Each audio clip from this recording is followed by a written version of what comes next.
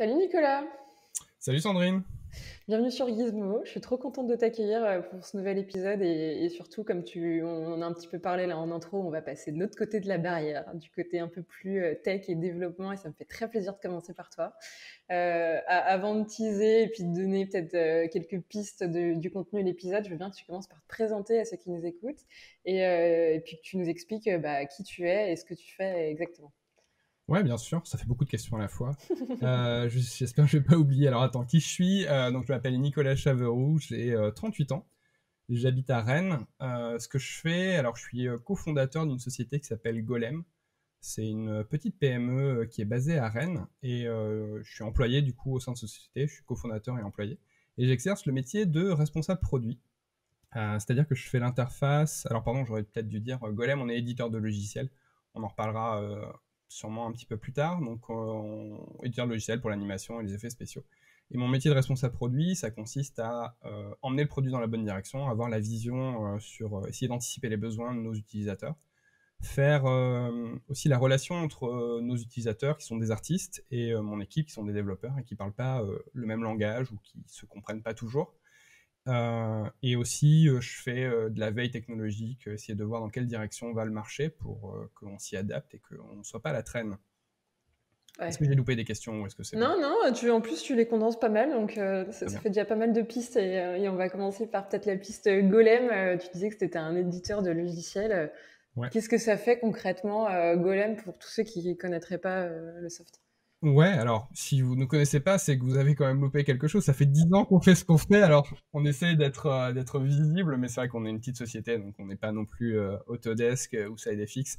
Donc on développe notre produit phare, ça s'appelle Golem Crowd, c'est un outil de simulation de foule pour donc les gens qui font des effets spéciaux et de l'animation. Donc dès que vous avez, alors la foule, on croit toujours que ça commence à 10 000, mais dès que vous avez 4-5 personnages en second plan, et ben, ça pourrait déjà être un logiciel de foule qui les génère, jusqu'à eh ben, en effet générer les batailles de Game of Thrones. Donc on fait ce genre de choses. Et tu peux nous raconter comment ça a commencé cette histoire? Parce que tu dis que ça fait 12 ans, donc ça commence à Mm. durer. Tu es cofondateur, donc tu faisais aussi partie des tout premiers qui justement ont co-créé cette société. Ouais, Euh, ton parcours à toi et ton bagage, quel est ton bagage pour en fait t'être lancé dans cette aventure et ouais, ouais. comment tu as eu l'idée avec ton cofondateur à un moment, peut-être après vos études ou après une première expérience, se dire il y a peut-être besoin de ça, on va s'y coller. Mm. Voilà, attends, je vais peut-être diverger parce que du coup, on va peut-être reprendre loin. Si tu me ramènes sur le droit chemin, si à un moment je diverge. T'inquiète. Donc, mon parcours à moi, on va dire, bah, alors 38 ans, ça veut dire que j'avais 10 ans quand Monsieur Spielberg a sorti un film qui s'appelle Jurassic Park. Et bah, comme tous les enfants de 10 ans de cette époque-là, j'étais fan de dinosaures. Et quand j'ai vu le film, je me suis dit, waouh, c'est ça que je veux faire. Alors, c'est ça que je veux faire, je voulais faire de la biologie moléculaire, je voulais reconstruire des dinosaures avec de l'ADN. Tu vois, Waouh. aller dans les, dans les carrières, retrouver un morceau d'ambre, extraire de l'ADN et avoir un dinosaure à la maison, tu vois, c'était vraiment ça l'idée. Et après, je me suis rendu compte que c'était pas possible. Alors, heureusement ou malheureusement, d'ailleurs, je sais pas si c'est une bonne chose qu'on n'ait pas des dinosaures dans notre quotidien. Et je me suis dit, ben ok, c'est quoi le deuxième aspect où je pourrais avoir des dinosaures au plus proche? Et c'était les effets spéciaux. Euh, alors c'est une époque où il n'y avait pas internet à la maison, donc autant te dire que le conseiller d'orientation, quand tu vas le voir au collège, tu dis je veux faire des effets spéciaux, c'est pas bien clair pour lui dans quelle direction il faut que j'aille. Donc on a un peu cherché le chemin, j'ai un peu cherché le chemin, j'ai fait un bac informatique de gestion parce qu'il y avait écrit informatique dans le titre et que je me suis dit que ça allait m'amener vers le but et pas vraiment puisque c'est un bac tertiaire et donc du coup c'est pas vraiment bien reconnu. J'ai fait un IUT informatique parce que là aussi il y avait informatique dans le nom et je me suis dit que peut-être on allait faire de l'image, mais en fait c'était la bulle du web, donc on faisait des sites internet. Donc c'était pas encore non plus trop ça. Et bon, de fil en aiguille, en fait, quand je suis arrivé sur ma 5e année de master, il y avait des formations qui étaient listées. Il y en a une qui s'appelait Image, Vision et Robotique et qui se basait à Grenoble. Et donc j'ai suivi ce cursus-là et les gens en fait qui enseignaient dans ce cursus, c'était des gens qui avaient traîné leur guêtre chez Pixar, chez Adobe, chez Autodesk. C'était des profs orientés recherche aussi qui publiaient pas mal de papiers. Et là pour le coup j'étais dans la bonne direction. Donc j'ai fait mon master 2 là-bas, j'ai eu la chance d'avoir un stage donc c'est l'Institut de Grenoble, l'ENSIMAC de Grenoble est associé avec l'INRIA de Grenoble. Donc l'INRIA, c'est l'Institut national de recherche en informatique, qui fait de la recherche dans tous les domaines. Et ils ont des super équipes très performantes de recherche qui sont sur l'animation, la vision, la 3D, la synthèse d'images. Donc j'ai fait mon stage là-bas. Le sujet du stage, c'était animer des quadrupèdes. Ok. Trouver un modèle pour, genre, tu prends une seule animation, l'animation d'un chien, et tu peux tout animer avec, genre un cheval, un lion. Si les animateurs m'écoutent, ils vont me détester, hein, parce que vraiment le but du jeu, c'était que voilà, on n'ait rien à faire et que ça puisse se transmettre d'une morphologie sur l'autre. Et c'était en association avec l'INRIA de Rennes, qui avait un petit peu de technologie, et c'est comme ça que, du coup, à la fin de mon stage, on m'a proposé du coup, une offre de poste à l'INRIA de Rennes. Donc j'ai commencé comme ça en tant qu'ingénieur de recherche. Donc c'est un poste, en gros c'est un tremplin, c'est quand tu n'as pas d'expérience, l'INRIA du coup te propose un contrat de 2 ans pour te donner une première expérience et que tu puisses aller dans le monde du travail après équipé de ce bagage-là. Et au sein de l'INRIA à Rennes, j'ai rencontré plein de gens super qui finissaient leur contrat quasiment tous en même temps que moi et des chercheurs aussi. Et on s'est dit c'est vraiment trop bête que tous ces talents et ces skills et cette entente en fait disparaissent à la fin de ces 2 ans et qu'on aille tous dans des directions différentes. Si on tentait l'entreprise, de créer une entreprise. Ça fait 2 fois entreprise dans la phrase. Du coup, on s'est lancé là-dedans. Alors, on s'est lancé de manière très très naïve, hein, on va pas se mentir. Après, l'INRIA est aussi là pour t'aider. Il y a des structures qui sont là pour t'accompagner dans la création d'une entreprise, parce que du coup, on a décidé de récupérer un peu des technologies du labo. Donc, tu es incubé au sein de l'INRIA, donc c'est vraiment chouette. Hein. Donc, on te donne un peu d'argent, un peu de matériel, un peu d'ingénieurs aussi. Et tu peux essayer de réfléchir pendant ces premiers mois, ces premières années à comment est-ce qu'on peut traduire un produit de recherche, donc des prototypes qui ne sont pas vraiment industrialisés, qui ne sont pas vraiment proches des besoins des gens, en un produit. Et donc du coup, voilà, on a créé Golem, c'était le 2 janvier 2009, donc c'était il y a 12 ans et demi. On s'est un peu cherché quand même parce que la techno qu'on avait, c'était une techno pour animer des personnages et avoir du comportement réaliste, d'humain. C'était vraiment ça la spécialité de l'équipe. Donc tu as plein de marchés qui seraient possibles. On a commencé avec des simulateurs pour la SNCF, ça c'était pas très sexy. Genre, ouais, on vient de loin, hein. On aurait pu faire. Moi j'avais toujours mon idée de j'ai envie de faire des dinosaures, hein. Ça n'avait pas changé. Hein. Ouais, on a fait des simulateurs pour la SNCF, c'est-à-dire la gare Montparnasse. Si tu mets un distributeur de billets ici, si tu mets un train qui a plus de wagons, moins de wagons, où c'est que sont les goulots d'étranglement, combien de temps il faut pour qu'un train se remplisse. Donc ça reste de la foule, tu vois, mais avec une application différente. Tu peux aussi faire des choses pour l'architecture, tu peux aussi faire des choses pour le milieu de la défense. Donc on s'est un peu cherché, on s'est un peu peut-être éparpillé, ce qui est peut-être une erreur qu'on a fait à l'époque. Et moi, j'étais toujours dans le scope d'essayer de faire des effets spéciaux, donc je poussais dans cette direction-là. Donc tu sais, on poussait tous dans des directions différentes, chose à ne jamais faire quand vous créez une entreprise, hein. Allez tous dans la même direction, même si c'est potentiellement pas la bonne, vous en rendez compte, mais vous dispersez pas parce qu'on va moins loin, quoi, nécessairement. Et donc je suis allé au SIGGRAPH en 2010, j'imagine, c'était à Los Angeles, et sur le stand d'à côté d'une autre, donc nous on montrait un prototype tout moche, vraiment tout dégueulasse dans un vieux moteur 3D. Enfin bref, on pouvait pas aller voir les gens des effets spéciaux avec ça, mais on y est quand même allé. Et dans le stand d'à côté, il y avait Benoît Maujean, qui était le directeur de recherche de Microsimage. Alors Microsimage, il y a 11 ans, hein, qui n'était pas avec la section animation, qui n'avait pas tout ça. Et qui voit le prototype et il fait « Oh Nico, ça c'est super, faut qu'on fasse un truc ensemble. » quoi. Et donc pendant 1 an et demi, donc on a monté un dossier qui s'appelle un dossier RIAM, qui est financé par, il me semble, le CNC, j'espère que je dis pas de bêtises. Et en gros, on t'aide à financer une industrialisation de quelque chose. Donc là, on était partenaire avec Micros pendant 1 an et demi, c'est-à-dire qu'il y avait un ingénieur chez eux, un ingénieur chez nous, c'était moi en l'occurrence, qui cherchait à faire un produit. Et pendant ces 1 an et demi, avec Micros derrière, on a pu faire des prods, on a pu faire des petites pubs, on a pu voir comment les gens travaillaient, on a découvert un logiciel qui s'appelle Maya. Et apparemment, il était de bon ton de s'intégrer au sein de Maya. On a découvert un petit moteur de rendu à l'époque qui avait l'air super, qui s'appelle Arnold. Et Micros était parmi les premiers utilisateurs d'Arnold, donc il a fallu s'intégrer dans Arnold. Et on a découvert le métier, quoi. On a découvert des artistes qui nous ont dit ça c'est cool, ça c'est cool, ça c'est tout nul comme interface, ça c'est tout nul comme outil. Et si tu veux que les gens s'en servent, il faudrait plutôt le faire comme ça.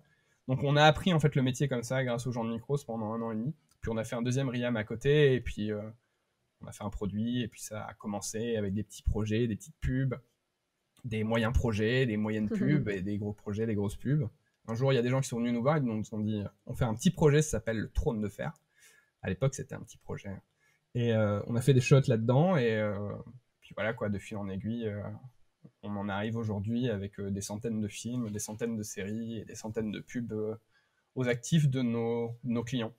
Ouais, et ça, c'est votre plus belle vitrine d'avoir tous ces projets, de se dire Ouais. que vous avez pu y participer grâce justement aux outils que vous avez pu mettre à disposition pour les créer. Ouais, exactement. Même Mais si, c'est alors, on a fait un peu Jurassic Park, mais on a fait Jurassic Park, la série animée pour les enfants avec DreamWorks. Donc, bon, tu vois, c'est mini achievement, mais tant que j'ai pas fait Jurassic World numéro 12, même s'il est tout pourri, c'est pas grave, je considère qu'on n'a pas encore atteint tous nos objectifs. Je comprends. Mais tu t'en approches en tout cas de ces dinosaures. En tout cas, tu es beaucoup plus proche de ce rêve-là qu'au Ouais. début où oui, tu étais en train de faire des simulations de foule, certes, mais pour la SNCF ou pour des applications qui étaient totalement différentes. C'est marrant que tu racontes justement cette genèse-là où vous avez essayé de pousser un peu de tous les côtés, ayant en fait une solution, mais ayant pas un marché et sachant pas à qui ça allait pouvoir s'adresser. Et comme tu le dis, vous aviez une solution, mais le produit, il restait à être designé et affiné pour qu'il y ait vraiment un usage qui corresponde à un besoin. Et c'est quand tu rencontres j'ai plus son prénom. C'est Benoît. Benoît, voilà, de Micros. Tu te rends compte que là, il y a vraiment peut-être un marché ou en tout cas un besoin et il te donne l'opportunité que vous continuez dans cette voie et que vous poussiez un peu plus loin avec lui. Et, tu te souviens des problématiques et justement des retours que ces artistes vous font sur l'une des premières versions que vous leur avez soumis, des trucs à garder et à jeter alors que peut-être vous y croyez dur comme fer, mais en fait ils en avaient rien à foutre et ça leur servait pas du tout. Ouais, alors malheureusement il y a tellement d'exemples et ça veut dire que j'ai mal fait de mon métier à l'époque, c'est que tu crois en certaines features et à la fin personne s'en sert. Non, il y a peut-être des petites choses auxquelles je peux penser là tout de suite, c'est des trucs tout bêtes, c'est, tu vois, quand tu es ingénieur par exemple, tu exprimes des orientations en radian. Donc c'est ta manière de représenter ça, parce que tes calculs, tu les fais en radian, c'est plus pratique, il y a plein d'avantages et tout. Et un artiste, si tu le présentes en radian, et ben évidemment, il y en a certains qui sont un peu tech et du coup ils comprennent, mais ils préfèrent mettre des degrés, un 90 degrés, ça parle à tout le monde plus que un radian, quoi. Et donc, ça c'est un retour que tu sais, tu le mets dans tes ingénieurs, ils font pas attention. Enfin, c'est pas qu'ils font pas attention, pour eux c'est naturel de le faire comme ça. Donc ils le font comme ça, et puis tu leur dis ah ouais, mais les artistes ils préféraient des degrés. Tu fais bah oui, mais c'est pas grave, des degrés, des radians, c'est facile à convertir. Tu multiplies, tu divises, blablabla. Je fais bah ouais, bah, regarde, si tu sais le faire, on le fait plutôt que eux ils le fassent. Et ok. Et on a voulu, je pense, aussi rajouter pas mal d'outils, tu vois, pour on s'est dit à un moment, on aimerait bien automatiser plein de trucs. On aimerait bien que les gens, ils aient juste à pousser des boutons. On en parlait tout à l'heure. Genre, on automatise plein de choses. Comme ça, ils veulent faire une scène où des gens se déplacent. Ils appuient sur 2 boutons et ça fait des gens qui se déplacent. Et évidemment que les premiers retours que tu as, c'est ah oui, mais moi, je veux du contrôle, en fait. C'est que, ouais, super, vous faites des trucs hyper réalistes, mais c'est pas Hollywood réaliste. C'est que Hollywood réaliste, c'est que je veux du contrôle, je veux que ce personnage-là, il tourne à ce moment-là, et je veux qu'il fasse ça à ce moment-là. Et en effet, ça va pas suivre un modèle que tu pourrais voir dans la rue, mais c'est le modèle que j'ai besoin pour mon shot. Donc il y a souvent des choses comme ça en fait. Et on apprend assez vite, hein, c'est qu'une fois que tu as passé plusieurs semaines à faire un développement automatique, et qu'à la fin les gens ils te disent oui, mais en fait non, et ben tu te dis ah ok d'accord, bon, alors la prochaine fois peut-être que je te demande avant, ou la prochaine fois je sais qu'il faut plutôt donner du contrôle plus que donner des choses automatiques. Ou trouver peut-être le bon mélange entre les deux. Ouais, et aligner les deux kiffs, c'est-à-dire le kiff des ingénieurs qui est certes de faire des Ouais. outils et toujours les pousser, mais en même temps le kiff des artistes qui est aussi d'avoir du contrôle et de faire exactement ce qu'on demande ou qui va servir le shot. Et des fois, un truc automatique, ça va marcher une fois sur 2, une fois sur 3, mais si tu veux un truc très spécifique, ça rentrera pas forcément dans ce qui a été généré automatiquement. Exactement. Absolument. Ils faisaient comment les artistes avant Golem? Ils avaient quoi comme solution pour générer des foules? C'était quoi l'avant? Ouais, il y a tellement d'histoires assez chouettes de cette époque-là. C'est que on a regardé évidemment hein, l'état du marché puisque quand tu arrives sur justement un marché, c'est une des premières choses à faire, c'est voir est-ce qu'il y a un vrai besoin, où est la concurrence, comment marche la concurrence. Donc, le gros concurrent de l'époque, c'était un logiciel qui s'appelle Massive, qui a été développé en Nouvelle-Zélande au sein de Weta. D'ailleurs, la personne qui s'est occupée de ça, ils ont eu un Oscar, en fait, un Oscar technologique pour le développement de Massive. Donc, ça a été développé pour Le Seigneur des Anneaux, à l'époque où Peter Jackson est arrivé avec le projet. Il a dit, écoutez les gars, j'ai 2-3 soucis, j'ai Gollum à faire, donc il y a un perso réaliste, plein écran, et j'ai des batailles de ouf à faire. Et donc voilà, il y avait Steven qui bossait chez Weta et qui s'est lancé, qui avait déjà eu l'idée de Massive avant, et qui s'est lancé là-dedans. Massive, c'est un logiciel, alors cher déjà, juste on va commencer par ça, ça coûtait entre 25 et 30 000 $. Donc tu vois, c'est pas un budget que tout le monde peut non plus avoir au sein d'un studio. Et c'est un logiciel tellement puissant, alors très puissant, mais tu as tout à faire en fait. Tu vois, là je parlais tout à l'heure de automatisation. C'est que là en fait t'as rien, en fait t'as une boîte vide et tu veux des gens qui soient animés, c'est à toi de construire en fait ton comportement avec des briques de très bas niveau.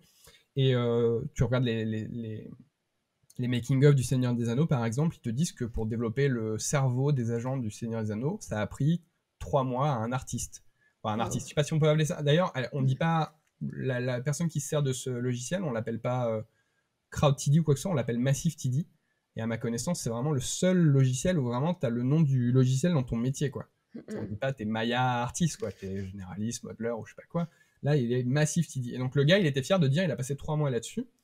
Et 3 mois sans sortir de shot, quoi. C'est 3 mois à développer des trucs, à faire des tests. Et puis au bout de 3 mois, tu peux dire, allez, on teste. Évidemment, t'as beau être très fort, tu fais 3 mois de développement, tu lances une bataille, et là tu vois que ça aussi c'est dans le making of, tu vois les gens ils partent en fait du champ de bataille, ils fuient le champ de bataille, et Peter Jackson il fait c'est cool mais les gens ils fuient là, il fait oui, et là du coup faut que tu reprennes ton modèle et que tu ailles changer les paramètres, trouver ce qui va pas, qu'est-ce qui s'est passé, et tu recommences. Donc ça demande beaucoup de temps, évidemment 3 mois, à cette époque là, certains studios pouvaient se permettre de faire ça, mais sur un budget de série, un budget de pub, c'est pas atteignable en fait. Et puis des Massive TD, c'est des gens qui évidemment sont des ressources très rares, qui coûtent cher. À l'époque, il y a une histoire un peu connue comme ça où il y avait un artiste, un Massive TD qui était japonais et qui habitait en Nouvelle-Zélande, et tous les week-ends il rentrait chez lui, ça faisait partie de son contrat, il prenait l'avion Wellington, Tokyo pour aller voir sa famille. Donc, tu vois, c'est des profils tellement spécialisés, très compliqués à trouver. Donc, en France, par exemple, on n'avait pas trop... Je suis pas sûr s'il y a eu beaucoup de studios qui ont eu de ces massifs en France. Pas à ma connaissance, il y a peut-être eu un ou deux, peut-être Durand à l'époque. Donc voilà, on faisait comme ça. Sinon, on mettait des figurants, hein, la bonne vieille méthode du figurant, mais tu peux pas mettre une explosion en plein milieu et des gens qui sautent dans tous les sens. Tu peux, hein... En Russie, ils l'ont fait c'est une référence il n'y a pas des gens qui explosent, mais il y a une reconstitution de la bataille de Waterloo. Ils avaient 30 000 personnes sur le set. C'était la Russie quand le mur était encore debout, donc tu vois, on voulait montrer la puissance russe. Et il y a 30 000 personnes, quoi, avec des chevaux qui font la bataille, avec des explosions en plein milieu. Et manque de bol, il pleuvait à Waterloo, et ce jour-là, il devait pleuvoir, il n'a pas plu. Mais quand tu as 30 000 mecs en costume avec les chevaux, et qu'il pleut pas, tu fais tant pis, on y va, quoi.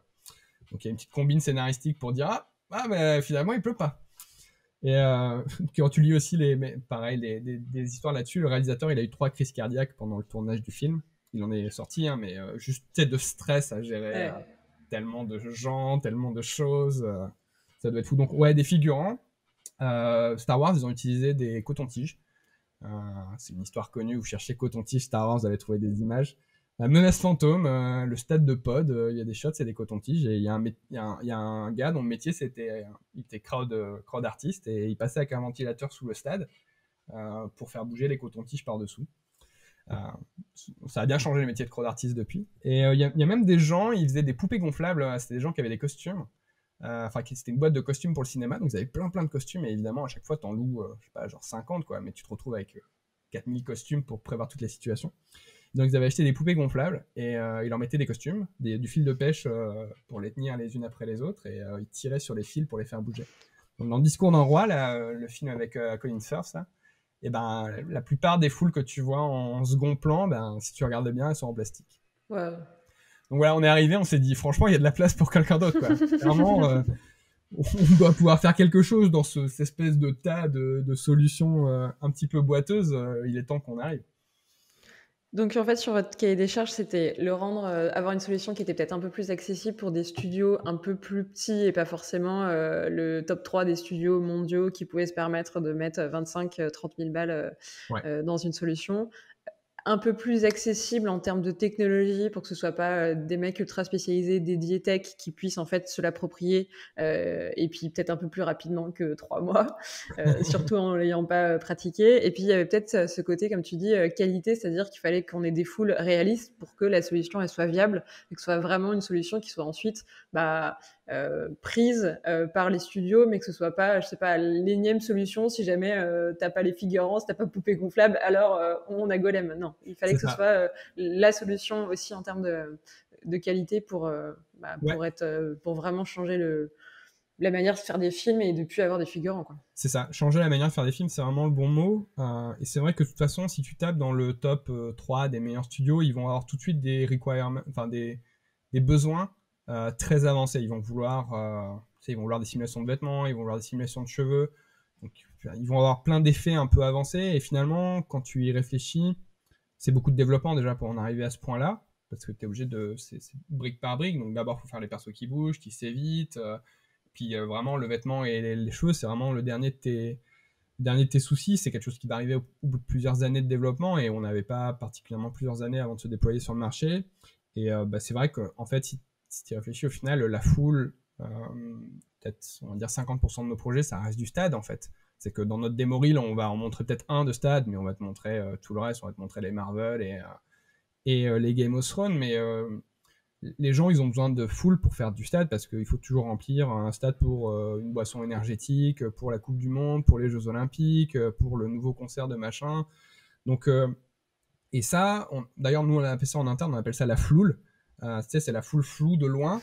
Donc, qu'elle ait des cheveux et des vêtements, tu t'en fiches, t'as juste besoin que bon, ça bouge, quoi. Ça s'évite même pas, en fait, finalement. D'où le fait que tu puisses le faire avec des cotons-tiges, d'ailleurs. Ça s'évite pas, ils sont au fond, ils ont juste des tenues différentes, donc il faut que tu fasses un peu ça. Des animations différentes sans que tu aies un animateur qui t'ait animé tous les personnages. Et surtout, il faut que le rendu ça passe parce que, accessoirement, tu vas balancer dans un stade 80 000, 100 000, 150 000 personnes qui sont toutes différentes. Et il faut qu'au rendu ça tienne la route. Donc on a commencé en fait avec ça et on s'est dit, bah, ça c'est vraiment déjà 50% des besoins si on les adresse. Bah, ça permet déjà de rentrer dans le marché, d'aller voir tous les gens qui font de la pub, tous les gens qui sont 5-6 dans leur studio. Il y en a plein dans le monde, des gens qui sont 5-6 dans leur studio, qui ont envie de faire des stades. Il y a plein de créatifs aussi de publicité qui ont envie de faire des stades. Donc on va parler à ces gens-là. Et puis, tu sais, petit à petit, du coup, bah, tu as une première version qui sert à faire des stades, et puis après, tu rajoutes des trucs pour que les gens bougent, tu rajoutes des trucs pour que les gens explosent. C'est pas une passion de faire exploser les gens, mais c'est un vrai besoin, quoi. Et puis voilà, petit à petit, tu combles d'autres besoins et t'en as. Aujourd'hui, maintenant, on fait du vêtement et on fait des cheveux et on est dans des super grosses prods. Mais vraiment, le mojo au départ, c'était aider tous les gens qui peuvent pas faire de la foule aujourd'hui.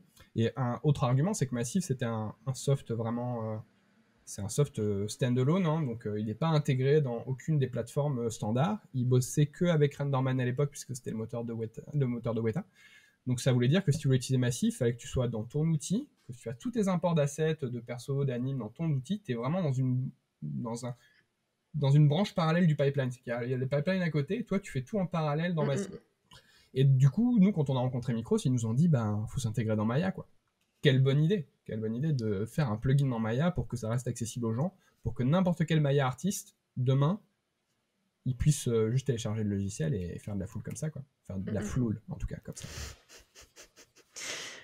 Donc du coup, de ce que je comprends, quand vous lancez et vous vous mettez à développer, vous avez, tu m'arrêtes si justement j'ai mal compris, Ouais. deux roadmaps en parallèle. Une qui est de de proposer assez rapidement une V1 à des petits studios pour faire de la floule. C'est ça qu'on dit. Ouais, c'est comme ça. Et que ce soit justement à répondre à un besoin du marché et justement ces 50% que tu dis. Et en parallèle, vous êtes assez à l'écoute de Micros, mais aussi d'autres studios pour penser déjà à la V2 et avoir en fait des besoins et des features qui soient totalement en accord avec eux, leurs problématiques et comment l'usage qu'ils en font pour peut-être pousser Golem un peu plus loin Ouais, et les accompagner sur des productions en fait et des problématiques qu'ils ont au quotidien.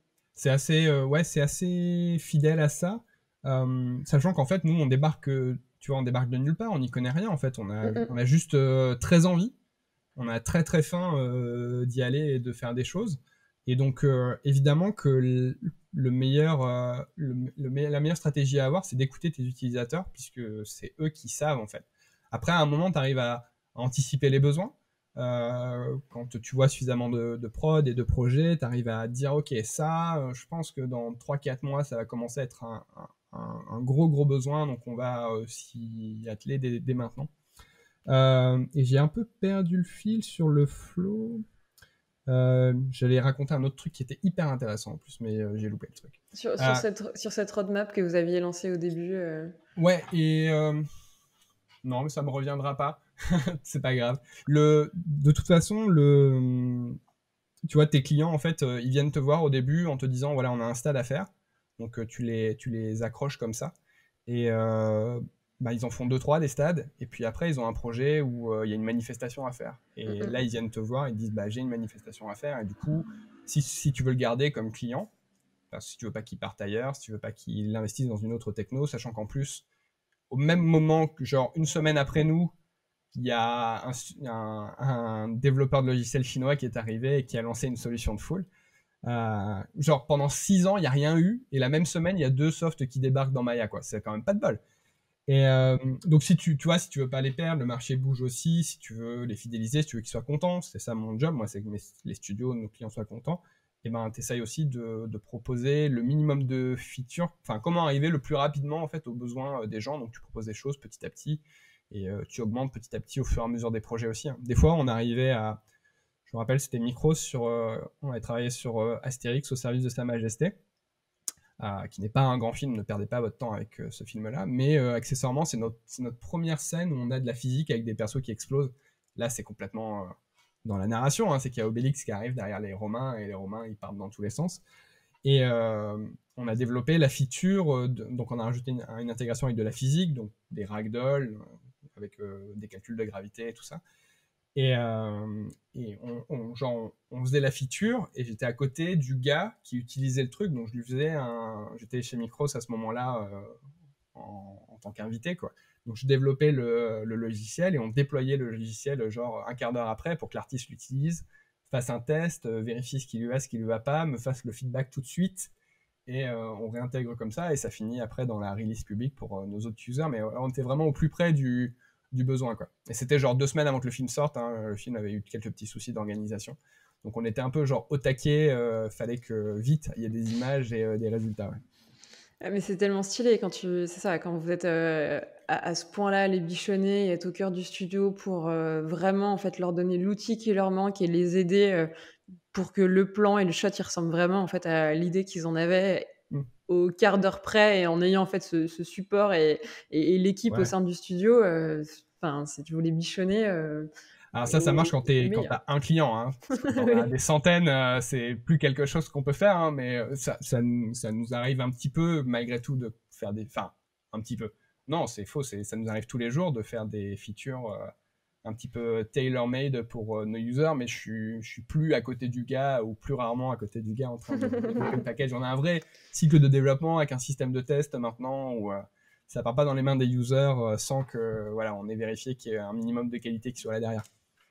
Et justement, quand tu me disais que vous essayez de vous adapter par rapport aux différents projets, quand un studio arrive avec un vrai besoin, je me demandais si vous arriviez à coller en fait à leurs contraintes de production et à rentrer dans un timing.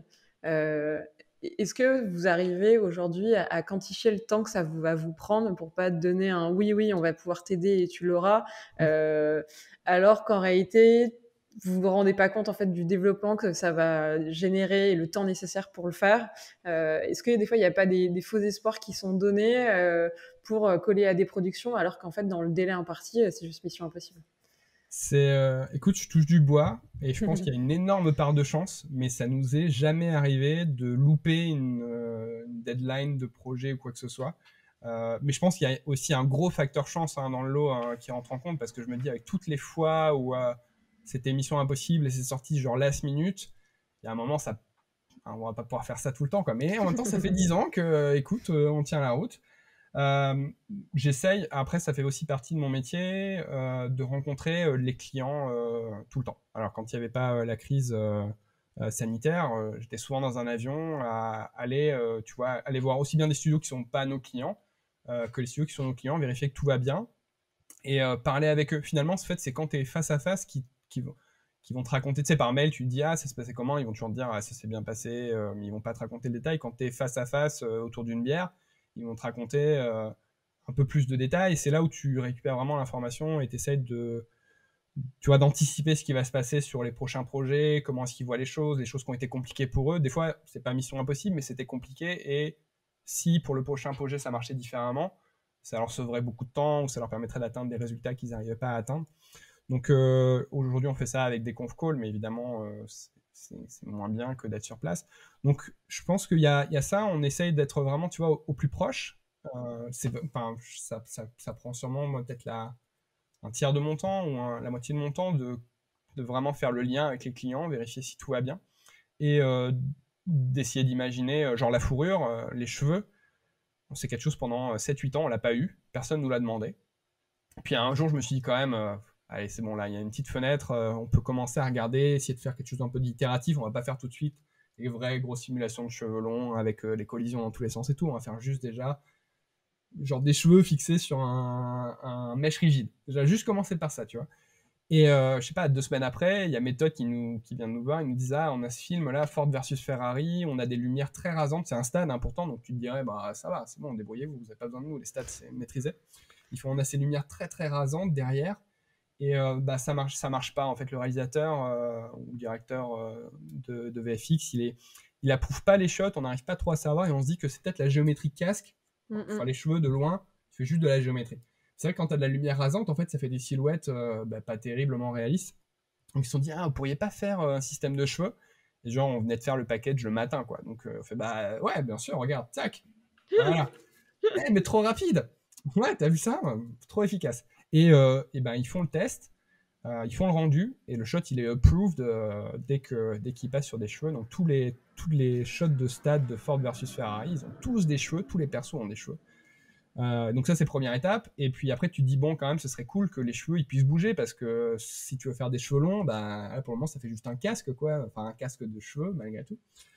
Donc on fait ça, et puis il y a des gens qui viennent nous voir, ils font ah on fait un film avec des petits équidés qui volent dans des arcs-en-ciel. Donc je vous laisse deviner de quelle licence il s'agit.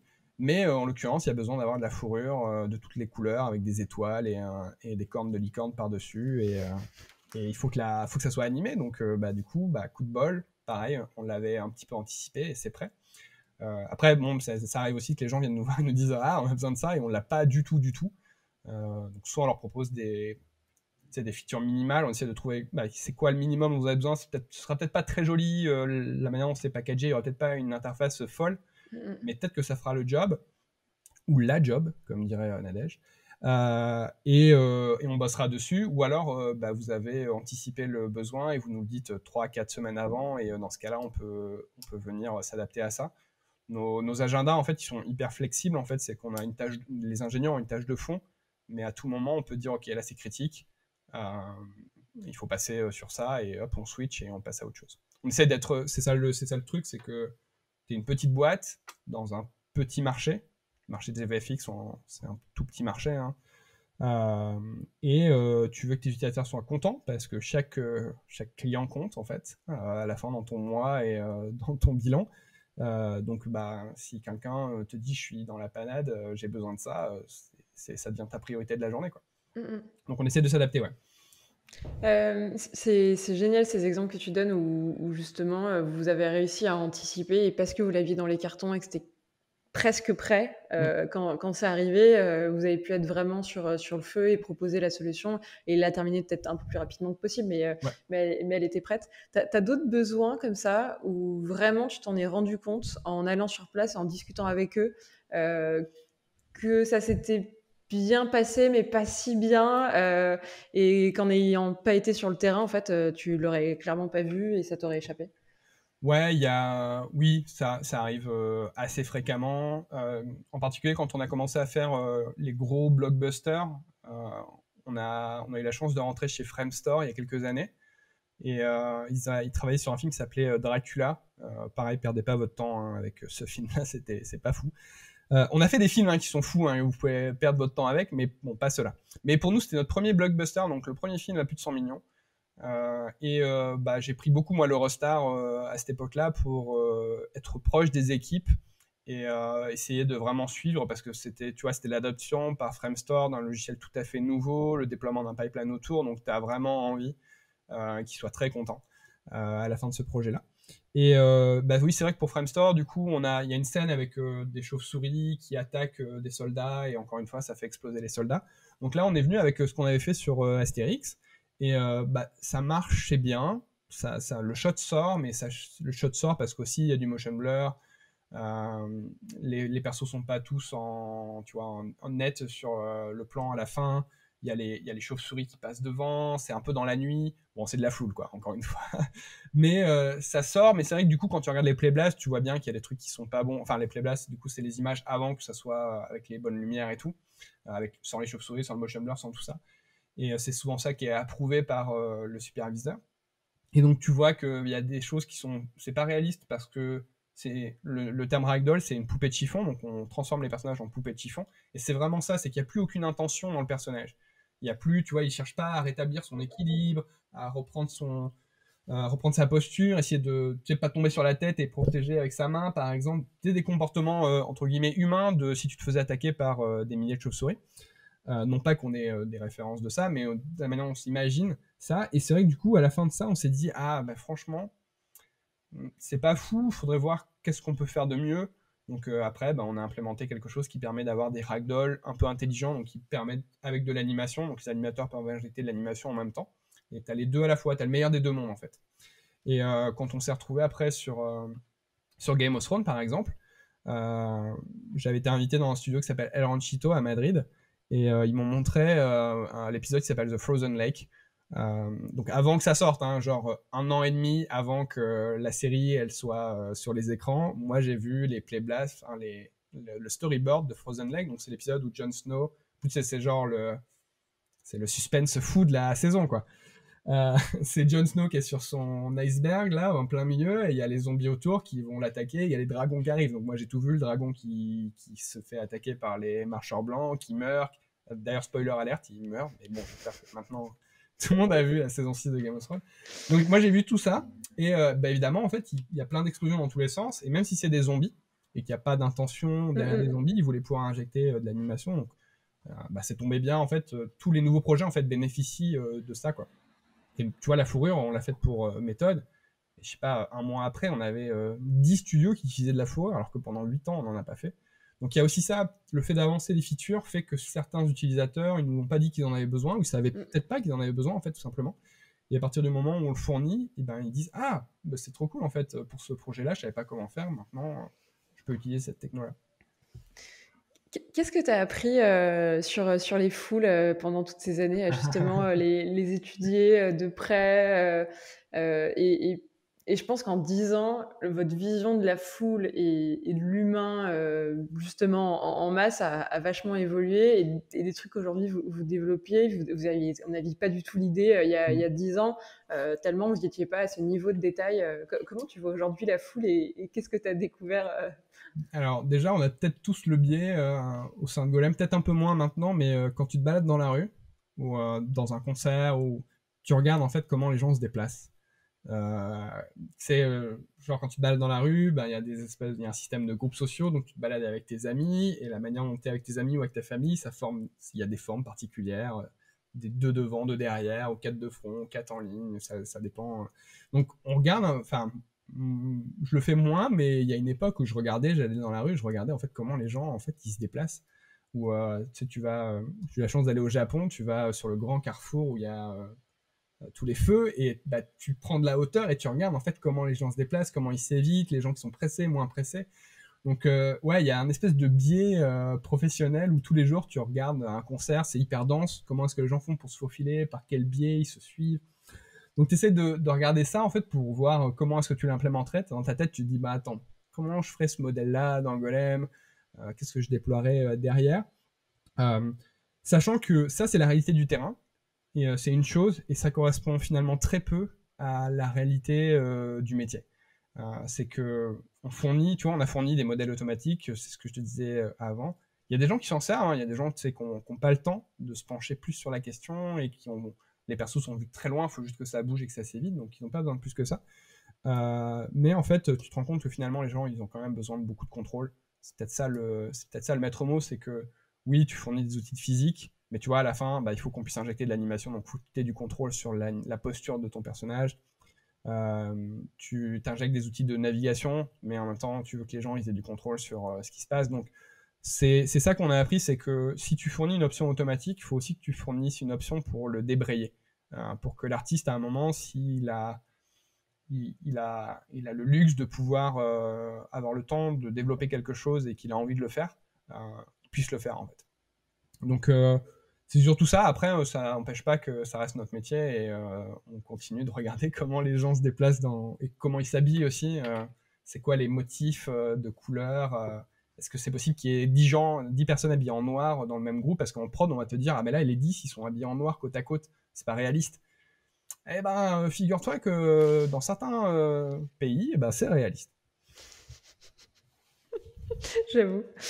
Mais du coup, ouais, c'est ça. Ça t'a aidé en observant à essayer de décomposer des espèces de patterns Ouais, qui ouais, c'est ça. vont donner une base. Ouais. Et certes, les animateurs derrière veulent de la flexibilité et pouvoir les casser et donner des détails supplémentaires. Ouais. Mais de base, quand t'as pas étudié comme vous, en fait, la foule pendant des années, ça aide à avoir déjà un mouvement Ouais, c'est ça. on y croit, ça fait Ouais, plutôt c'est ça. réaliste. C'est Et exactement ça. derrière, tu rajoutes du détail et tu vas un peu plus loin sur des animes parce que ce perso-là, certes, il suit tout le monde à la sortie du stade, mais lui, il veut passer aux toilettes Ouais, avant de prendre la sortie. exactement. Un comportement émergent de j'ai très envie d'aller aux toilettes. C'est ça. Euh, Tu peux parler des nouveautés ou des trucs sur lesquels vous bossez et qui sont pour le coup encore très demandés et encore une fois, peut-être pour anticiper des besoins, parce que de tout ce que tu nous racontes, les nouveautés, il en sort à chaque fois, et au final, ça reste un boulot qui sera jamais fini, parce que, Ah oui. euh, comme tu le disais en introduction, c'est de la foule de second plan. Est-ce que demain, ça peut être de la foule de premier plan? Est-ce que c'est une ambition pour vous? Où est-ce que vous mettez en fait le curseur et les objectifs?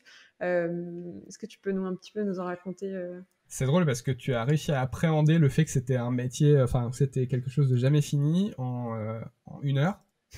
Moi, j'ai mis 2 ans et demi avant de m'en rendre compte, un truc comme ça. En fait, quand on a commencé, on s'est dit, ah, mais c'est bon, un simulateur de foule pour le VFX, 1 an et demi avec Micros, hop, à la fin, on a toutes les features, c'est bon, c'est prêt, quoi. On release, on passe à autre chose, on fait le simulateur pour la SNCF, quoi. Go. Et tu sais, tu te rends compte, donc au début, tu te dis, bah, ok, donc il faut un outil pour l'animation. Bon, voilà, il faut animer les persos, ils s'adaptent au sol, blablabla, ils font des transitions automatiques entre eux. Ok, t'as ça. Après, on te dit, ah, bah, il y a des obstacles. Ok, bon, il faut prendre en compte les obstacles. Après, il y a de la physique. Après, il y a des vêtements. Après, il faut faire le rendu. Donc, et en fait, tu te rends compte que tu es un pipeline au sein du pipeline. C'est que le crowd artist, il va parler à absolument tous les départements 3D. Il va parler au modeler pour être sûr que le mec, il lui fasse pas un perso de 500 000 polis et tout ça. Il va parler au rigger pour s'assurer qu'il va pas balancer 350 bones par perso. Il va parler au look dev parce que tu as envie d'avoir la diversité. Il va parler au FX parce que tu as besoin que tes foules fassent de la fumée quand elles marchent dans la terre. Donc tu es vraiment au sein du pipeline et en fait, ton boulot, il est jamais terminé. Euh, et, et moi, au bout de 2 ans et demi, je me suis dit, bah en fait, on est parti pour faire ça pendant des années, quoi. Donc, bon, tant mieux, après, on augmente notre base de clients, on vend des licences, on arrive à en vivre et ça nous plaît de le faire, donc c'est vraiment super. Hein.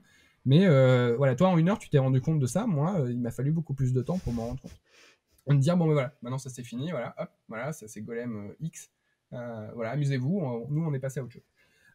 Et en effet, la tendance qu'on voit actuellement, alors, elle est liée à plein de choses. De toute façon, on allait vraiment dans cette direction-là, que la foule, elle se rapproche de la caméra. Aujourd'hui, que ce soit aussi bien dans de la série d'animation, où tu veux déjà avoir, même pour des enfants, en fait, tu as besoin d'avoir des gens en second plan qui interagissent avec les héros. C'est vrai que si tu regardes un dessin animé pour les enfants, qui n'a pas beaucoup de budget, bah, il n'y a jamais personne derrière.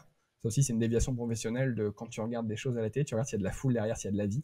Et en fait, rarement il y en a. Ça commence, hein, mais rarement. Et en VFX aussi, en fait, on se rapproche des personnages par le fait que bah, tu n'as plus le droit d'avoir des figurants aujourd'hui sur des plateaux à cause des conditions sanitaires, ce qui est pour nous la pandémie, ça a été une bonne chose, hein, enfin une bonne chose. Pas au point de vue personnel, évidemment, hein, c'est toujours détestable d'être à la maison et d'être enfermé, mais professionnellement, en tout cas, ça a été une bonne chose puisque voilà, on pouvait plus avoir de figurants. Il a fallu générer aussi plein de séries d'animation pour les enfants qui sont coincés à la maison. Il y a plein de plateformes de streaming qui ont besoin de beaucoup de contenu. Donc nous, ça a été une affaire qui roule en fait 2020-2021. Et j'ai perdu où c'est. C'était quoi la question? J'ai oublié. Ah, Non, bah, le futur. Et ouais, rapprocher les gens de l'écran en fait. Et c'est vraiment ça. Donc le vêtement, la fourrure, ça a été déjà des efforts qu'on a fait dans cette direction-là. Là, on a une release qui arrive aussi pour essayer d'améliorer la qualité du rendu dans le viewport de Maya pour que les gens vraiment voient vraiment ce qui se passe de manière précise. Et on est en train de travailler, alors c'est pas vraiment secret puisque l'offre de poste qui est ouverte, elle est relative à ça, sur comment apporter plus de réalisme sur ton personnage une fois qu'il est vu de très près. Et en particulier, on regarde le machine learning, puisque accessoirement, c'est un sujet à la mode qui résout des problèmes. Comme moi, mon métier a beaucoup changé puisque j'ai plus pris l'avion depuis 1 an et demi. Donc ma super carte Silver à France, ça sert plus à rien là. Mais je me suis retrouvé avec beaucoup de temps en fait, entre guillemets libre, et j'ai pu développer plus la partie veille techno. Et j'ai regardé, comme le machine learning, ça fait peur un petit peu au milieu du VFX. J'ai regardé qu'est-ce qu'on pouvait vraiment en faire en fait. Donc je me suis un peu formé à ça, et il y a vraiment des choses hyper intéressantes que le machine learning peut faire, et en particulier comment accélérer la productivité d'un artiste. On veut pas remplacer, vraiment, on veut pas embêter les gens et remplacer un animateur ou qui que ce soit.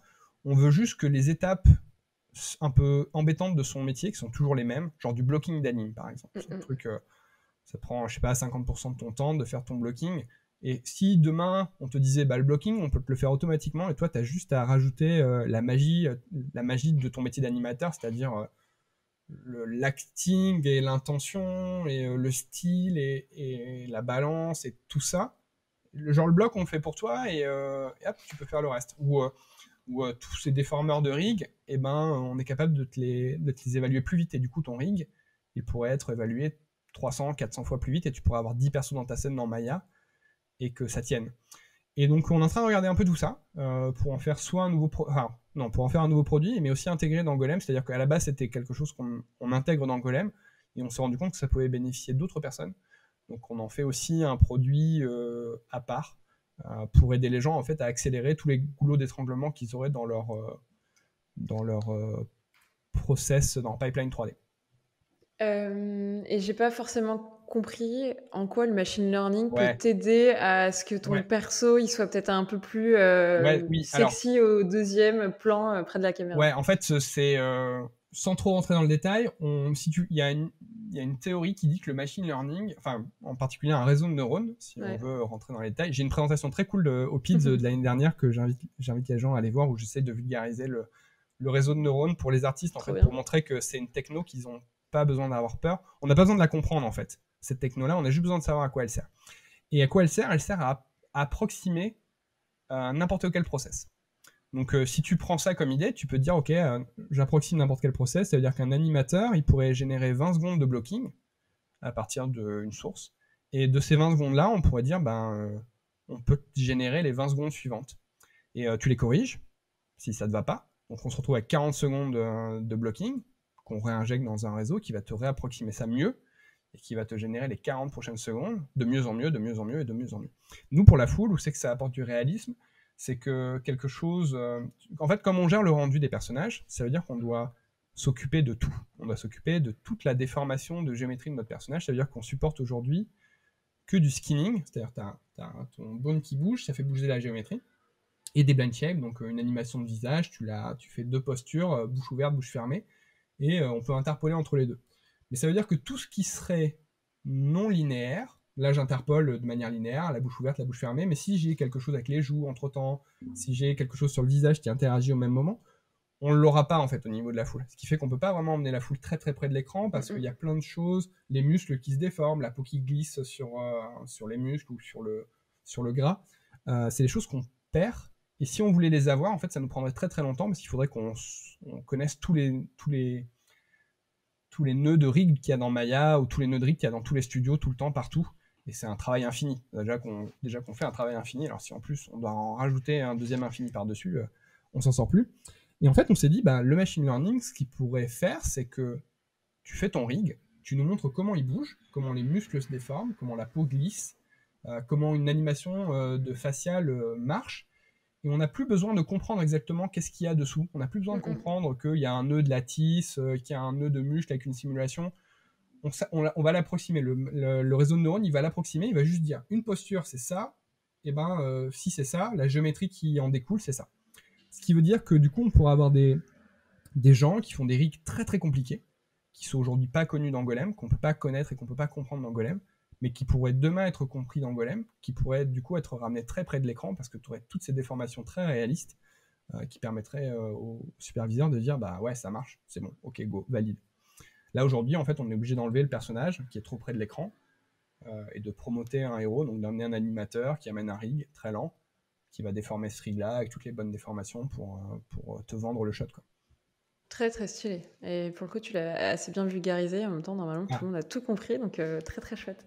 Et là, on comprend vraiment en fait ce que ça peut justement apporter pour de la simulation de foule. Et aujourd'hui, quel était votre frein et votre barrière. Et en même temps, tu le dis très bien, vous êtes quand même vachement contraint à de la rapidité, il faut que ce soit généré assez rapidement, et donc vous êtes déjà parti, et c'est là où c'est puissant.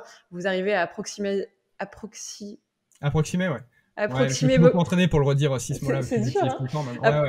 Approximer beaucoup de choses, mais c'est là où cette approximation, vous la payez un petit peu quand vous essayez de rapprocher ces persos au premier plan. Et il faut réussir à toujours à jouer avec cette approximation, tout en rajoutant du détail pour que ce soit viable au deuxième plan et que personne n'y voit que du feu et que ça marche totalement. C'est exactement ça. Après, l'approximation T'as vu ? Je le maîtrise maintenant. Très très bien, je note. Le réseau de neurones, en fait, il fait pas 100% du boulot. Ouais. Mais il fait 95, 96 et 95, 96. Perceptuellement, en plus, t'as du mal à dire aujourd'hui où sont les différences. C'est clair. Et pour de la foule, pour un perso qui est pas, tu vois, la star de l'écran, c'est pas Brad Pitt, modèle CG qui doit être parfait, mais pour le perso qui est juste derrière, c'est largement suffisant. Et donc, du coup, c'est un espèce de raccourci qu'on prend et qui est très utile. Et je pense que ce qu'il faut retenir en fait avec le machine learning, les réseaux de neurones et tout ça, c'est que le premier souci que tu as, c'est toujours de générer les données. En fait, le machine learning, ce qu'il fait, c'est qu'il reproduit quelque chose qu'il voit. Et en fait, il faut se dire que le réseau de neurones aujourd'hui, c'est pas magique, mais si tu sais générer les données facilement, c'est magique. Et quand on parle de simulation de foule, tu vois, la simulation, ça veut dire qu'on peut générer des milliers de variations très rapidement. Ou je reprenais l'exemple de mes déformations vraiment très chouettes sur mon personnage. J'ai juste à demander à un animateur de me générer 20 secondes d'anime pour avoir une base de départ. Et tous les jours, le studio peut réentraîner le réseau de neurones parce qu'il y a des nouvelles animations qui sont sorties avec des choses qu'on n'avait peut-être pas vues avant. Et tous les jours, en fait, le réseau est meilleur que le jour d'avant. Ouais. Et c'est vraiment ça aussi à prendre en compte, c'est que tu as un petit coup à payer, tu as ces 20 secondes d'anime à payer au début. Et après, plus tu avances dans ton show, et plus ton système il est fidèle, il marche bien, et ça correspond aux besoins du studio. Ouais, il lui faut de la donnée, de la nourriture pour il lui faut de la nourriture. C'est vraiment ça qu'il faut retenir, c'est que le réseau, il lui faut de la nourriture et tu peux pas tout résoudre. Il y a des gens qui me disent j'aimerais bien que ça génère. Je montre 3 chaises et je veux que ça me génère 8 chaises différentes. Bah oui, mais 3 chaises, je peux pas apprendre assez de caractéristiques avec seulement 3 chaises, il faudrait que tu me donnes 10 000 chaises. Et ben ils disent ouais, mais 10 000 chaises, ça va me prendre hyper longtemps pour juste générer 3 chaises de plus. Je dis, bah oui, là, peut-être que c'est pas adapté comme modèle. Ou peut-être qu'il faudrait trouver une manière procédurale de générer des chaises, plein, et on pourrait comprendre à quoi ça ressemble. Ouais, ça c'est pas la méthode miracle et ça s'applique pas à tout. Non, Il c'est faut ça qu'il faut, voilà. que ce soit à grande échelle et que tu aies beaucoup de Ouais, données à lui injecter. lui injecter Ouais, pour qu'il se base dessus et que derrière, il génère derrière à l'infini d'autres patterns et d'autres déclinaisons. Tu absolument. parlais de recrutement tout à l'heure où vous cherchiez un nouveau profil. C'est quoi les profils chez Golem? Vous savez tous coder? Il y a ou pas des artistes chez vous? Il faut faire quoi? Il faut faire quelle étude et il faut être quel profil pour pouvoir. Ouais. Chez nous, alors bon après peut-être que chaque boîte est différente, on a 0 artiste, vraiment rien de rien. On est un peu des mendiants, hein, c'est qu'on essaie de récupérer des assets auprès de nos clients aussi pour les partager avec nos autres clients, parce que c'est aussi la guerre de générer, enfin générer des assets, c'est aussi la guerre. Tu vois, demain tu commences une prod pour du stade, t'as 4 jours pour le faire, t'as pas le temps de faire des animations, des persos et des trucs comme ça, et en même temps t'as envie d'avoir un homme, une femme, un enfant contemporain avec des drapeaux et des t-shirts de foot, quoi.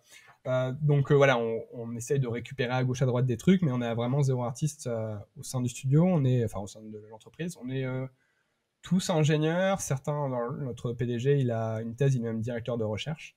Mais oui, on sort tous d'une école d'ingénieurs où on a tous des profils de développeurs et on a appris un peu sur le tas. C'est que ouais, t'as un peu de langage à comprendre, t'as du vocabulaire, t'as des skills qui sont très particuliers. Certains d'entre nous ont un bagage un peu réalité virtuelle, connaissent l'image, mais on a appris en fait. Et c'est vrai que la formation d'ingénieur, elle te donne aussi ça, elle te donne l'adaptabilité. Je le répète pas assez celui-là, donc il n'est pas encore très smooth. Ouais, tu t'adaptes en fait. Ah, il y a besoin de faire des cheveux. Ok, ben on va checker comment ça marche les cheveux, il faut quoi, qu'est-ce qu'ils utilisent comme outil, ça repose sur quoi, c'est quoi derrière les modèles, etc., etc. Et est-ce que vous avez, je sais pas, un espèce de cahier d'onboarding pour donner un peu le langage et aider cette traduction entre des besoins d'artistes et la réalité qui va devoir être faite et codée et installée, enfin, et programmée totalement dans le logiciel? On est trop petit pour en avoir besoin et on recrute pas assez souvent, mais Ok. on essaye, enfin, tu vois, on fait des points là, on travaille à la maison, donc on fait des points tous les jours, on se parle tous les jours et s'il y a des nouveaux mots, des nouvelles choses qui arrivent, c'est mon job à moi de les vulgariser dans le langage de l'équipe. Après, c'est vrai que maintenant, ça fait 10 ans qu'on fait ça. Euh, je pense que tout le monde comprend à peu près les problématiques. Il y a toujours besoin de faire des petits rappels, tu vois, de dire tu as toujours un radian qui va sortir dans une interface à un moment, même si on l'a dit 10 fois. Mais globalement, tout le monde a bien compris. Des fois, il y a juste des choses nouvelles qu'il faut réexpliquer. Mais non, on n'a pas besoin de ça. On est trop petit pour en avoir besoin. Et là, la nouvelle personne qui arrive, le poste qu'on a ouvert, c'est un poste dédié à machine learning, deep learning en l'occurrence. Et en fait, on s'en fiche qu'il ait un bagage 3D. On veut juste quelqu'un qui soit très costaud. Parce que moi, je me suis formé, mais un peu. J'ai joué un petit peu, on a des protos, on est en train de faire des choses, mais on a besoin vraiment d'avoir quelqu'un qui est solide en la matière, qui a un gros bagage pour vraiment nous aider et nous orienter dans la bonne direction. Ouais, et qui pourrait apporter son expertise et te challenger un peu plus Ouais, ou c'est ça. déjà en fait voir des écueils avant que ça prenne une échelle un peu Exactement, plus grande. tout à fait. Hem, Est-ce que vous aviez comme projet, mais tu vas peut-être me dire non et et ça Et sera ça, très ça, bien. ça arrêtait là comme ça? Et Non. ça va Ok, bah s'arrêter écoute, là et on aura peut-être une question juste après, alors dans ce cas-là, au cas où. non, non, Vas-y. mais j'ai pas perdu, non, tout va bien. Ok. D'accompagner les artistes en les formant ou en leur donnant des tutos, pour que, bah, vraiment comme dans le cahier des charges qu'on a dessiné ensemble au début, la prise en main, elle soit la plus smooth possible. J'ai vu que vous mettiez une liste de crow artistes sur votre site. Tu vois, quelque part, pour moi, c'est un peu l'intermédiaire. Avant de devenir crow artiste, il aura fallu que tu te formes et que, Mm. tu appréhendes le logiciel. Est-ce que vous voulez avoir cette casquette un petit peu de formateur pour accompagner certains à prendre en main le logiciel et en faire leur métier? Ah, j'allais dire non, mais comme tu as listé qu'on avait des croix d'artistes et tout, je suis pas crédible. Ouais, alors c'est marrant, c'est un aspect qu'on n'avait pas particulièrement prévu, c'est qu'on est développeur de logiciels, mais le nombre de fois où les studios nous envoient un mail pour dire ah, on a besoin de quelqu'un en fait, parce que même si le logiciel est très facile à apprendre, puisque c'était ça aussi, tu vois, notre idée de base, avoir quelqu'un qui a de l'expérience et qui connaît justement les écueils de ce qu'il faut faire, pas faire et tout, et ben ça a beaucoup de valeur. Donc on reçoit toujours beaucoup de mails avec des gens qui nous disent ah, mais vous connaîtriez pas un profil de quelque chose, et on se retrouve à faire un peu les intermédiaires entre du coup les studios et les artistes. Ça reste un très petit milieu. Déjà le VFX c'est un petit milieu, les crowds dans les VFX c'est un tout petit milieu. Donc finalement, on se retrouve à connaître quand même quasiment tous les utilisateurs qui savent utiliser Golem, à savoir ce qu'ils font quasiment tout le temps, est-ce qu'ils sont en poste, est-ce qu'ils cherchent. Donc en effet, on a une liste de crowd artistes qu'on met à jour. Moi, j'ai toujours des gens que je suis, avec qui je suis ami aussi, hein, tout simplement. Et s'assurer, voilà, savoir ce qu'ils font, dans quelle direction ils vont, de quoi ils ont besoin. Et évidemment que là, pendant la pandémie, il y a eu une espèce de énorme recrudescence de crowd artistes parce que c'est un profil rare en fait, tout simplement, parce qu'il faut que tu sois artiste, un peu technique, que tu sois proche de tous les départements, pas que tu fasses, enfin pas que tu sois modeleur, animateur ou quoi que ce soit, mais par contre que tu puisses avoir une idée un peu précise de ce qui se passe dans chaque département. Il faut être un artiste assez complet pour faire de la foule. Et il y en a finalement très peu qui dédient leur carrière à ça. Donc on essaie de former des gens, ouais. Et il y a eu vraiment beaucoup d'offres qui sont tombées, parce que comme je te disais, plus de figurants, beaucoup de projets, les plateformes de streaming qui s'y mettent. Et je sais pas, il y a peut-être 30 offres aujourd'hui qui sont ouvertes à combler au plus rapidement. Et en plus, le fait que maintenant, on peut embaucher en remote, donc à distance, fait que les studios proposent des ponts d'or. Tu restes chez toi, tu habites à Angoulême. J'ai rien contre Angoulême, hein, mais je prenais juste vraiment une ville où il n'y a pas un... Bah si, en l'occurrence, il y a un gros pôle de développement. Bon, ok, on dit Bergerac, alors, dans ce cas-là, où il n'y a vraiment rien. Et tu peux être là-bas et bosser sur le prochain Marvel pour Skyline avec le salaire qui va bien, quoi. Et donc ça rend aussi, ça fait bouger les marchés. Donc on a essayé de former des gens. On a fait pendant le confinement, on a fait la série qui s'appelle les Golem Live toutes les semaines pendant 16 semaines.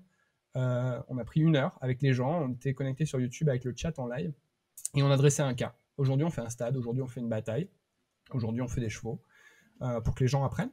Et quand il y a eu cette espèce de grosse recrudescence d'emploi aussi, on a monté la Golem Academy. Donc c'était 4 fois 4 heures à temps plein où les gens sont en même temps que moi. Parce que les lives, c'était genre je vous montre et vous pourrez regarder le live plus tard. Le training des Golem Academy, c'était les gens font les choses en même temps. Avec revue de projet à la fin. Donc les gens soumettaient un projet à la fin. On faisait des reviews avec des crowd artistes en studio qui nous donnaient aussi leur avis. Et il y a des gens en fait qui ont été embauchés grâce à ça, quoi. Il y a des artistes qui, ouais, c'est ça un côté hyper gratifiant, c'est qu'il y a des personnes qui se retrouvent à bosser sur les projets de leurs rêves parce que je les ai croisés dans une école à un moment où on a fait un training à un moment. Ils ont trouvé que la crowd c'était cool, ils se sont lancés dans cette carrière-là et ils font ce métier-là aujourd'hui. Ils sont superviseurs de crowd dans un gros studio à faire de la foule de fou. Ou il y a des gens aussi qui habitaient, tu sais, dans des pays genre en Europe de l'Est où ils travaillaient, ils faisaient des trucs cool, mais avec l'économie de l'Europe de l'Est et qui ont trouvé des métiers au Canada, qui bossent dans des gros studios aujourd'hui, qui sont partis, qui ont changé un peu de train de vie grâce à quelques lignes de code qu'on a pu écrire, enfin quelques milliers, dizaines de milliers ou centaines de milliers, faudrait que je regarde, lignes de code qu'on a pu écrire ces 10 dernières années. Ouais, c'est cool quand même. Carrément, c'est les belles histoires et l'autre rayonnement du soft, à savoir que ça peut apporter à beaucoup qui vous suivent et qui ont fait l'effort de se former et qui, grâce à ça, accèdent à leur rêve à eux, c'est-à-dire bosser dans des gros studios, certes en faisant de la foule, mais qui s'éclatent à le faire. Comment ça, certes en faisant de la foule, mais c'est trop bien de faire de la foule. Mais ça fait trop bien, ouais. On s'était parlé en off de la réalité du marché qui vous avait peut-être un petit peu rattrapé. Et en même temps, là, tu nous décris que par le confinement, ça a totalement explosé. C'était une très bonne année. Est-ce qu'à un moment, vous avez essayé d'accélérer un peu trop tôt et en fait, vous vous êtes rendu compte que le marché était peut-être un petit peu trop petit et qu'il fallait accepter de rester à une échelle un peu humaine et de développer en fait année après année, de pas aller trop vite? Est-ce que tu peux nous raconter peut-être vos réflexions là-dessus et certains peut-être écueils que vous avez eus?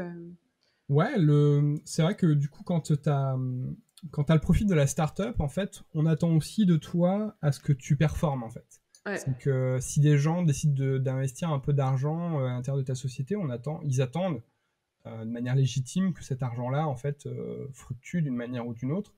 Et c'est vrai que la foule, comme je disais au début, on a plein d'aspects en fait possibles dans lesquels on aurait pu se diriger. Et une fois que ça a commencé à bien marcher pour les VFX, que ça a commencé à bien s'emballer, on s'est dit, est-ce qu'on peut pas développer d'autres marchés? Donc, on est monté je crois qu'on a été jusqu'à 13. Après, il y a des choses aussi assez bien faites en France quand tu es une entreprise innovante, de développement et de technologie innovante. Il y a des sources de financement en fait ici et là qui sont là pour t'accompagner dans des projets que tu soumets et qui sont acceptés. On te donne des subventions, on t'aide à financer certains développements. Et on s'est dit, est-ce qu'on peut pas essayer d'aller voir un peu plus grand pour aussi faire plaisir aux gens qui ont investi un peu dans la société.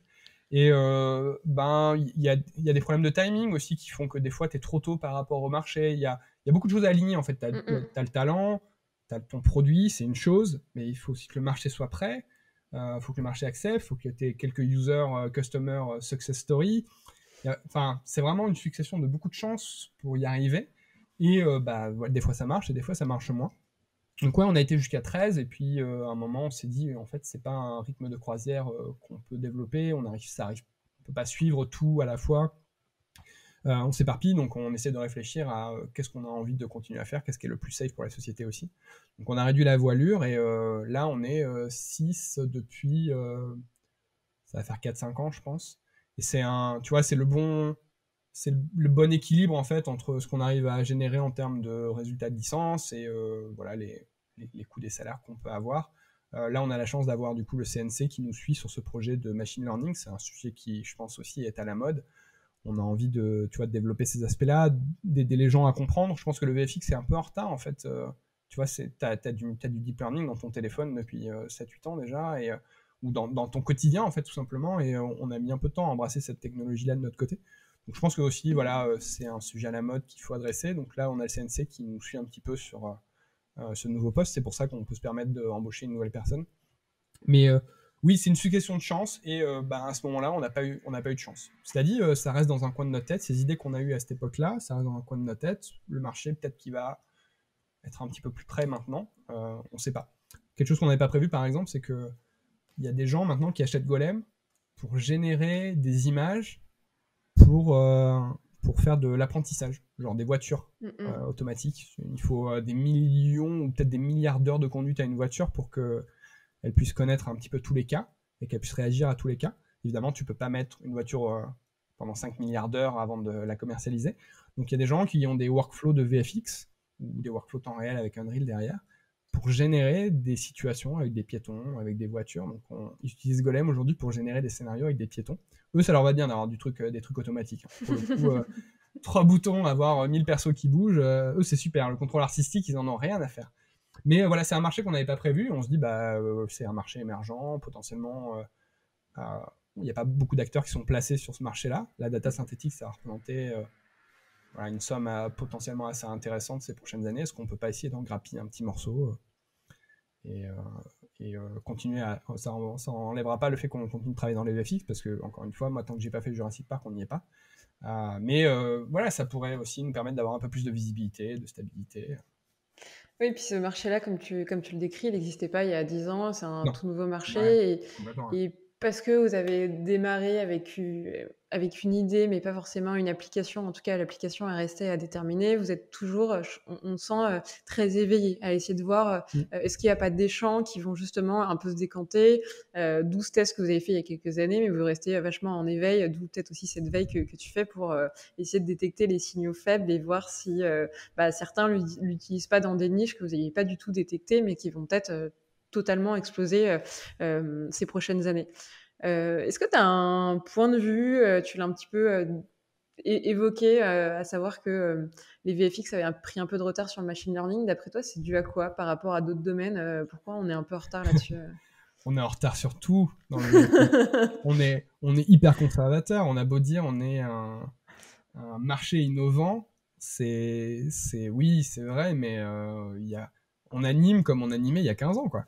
On met encore des keyframes, mais on a encore des contrôleurs de rig. Donc, on est frileux, je pense. Et on est frileux. Et donc, du coup, je pense que c'est sûrement aux développeurs de logiciels, en fait, de faire les premiers pas, Il y a quelques personnes qui sont en train de le faire, et quelques gros studios aussi, hein, en fait, qui regardent parce qu'ils sentent bien qu'il y a un gain pour eux, hein, tout simplement économique.